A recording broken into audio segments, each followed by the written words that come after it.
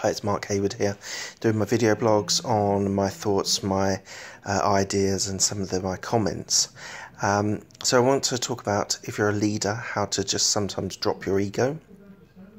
So as you go up the career ladder, there is a tendency to believe that you are the all-conquering leader, and leadership can be broken down into many different disciplines. So I've talked about on podcasts about transformational or transactional leaders, but something that I wanted to just touch base on is the idea of being a leader and being able to drop the ego for the business to be successful.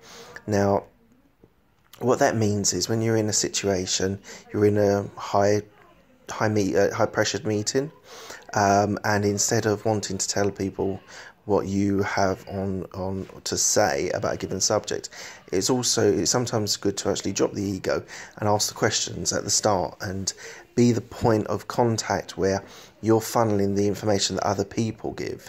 Now, it's a skill that I think not enough people know how to do, is to ask enough questions, and then if you are the leader, then state your opinion at the end.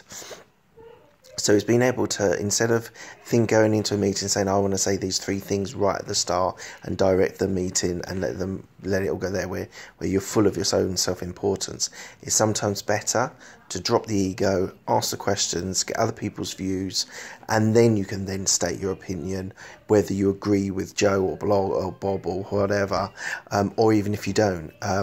So sometimes you just need to drop that, get it right, and then you can then direct it from then on. Please check me out on Twitter on Mark Hayward at 169. Also on YouTube with these video blogs, and my podcast on iTunes and Stitcher.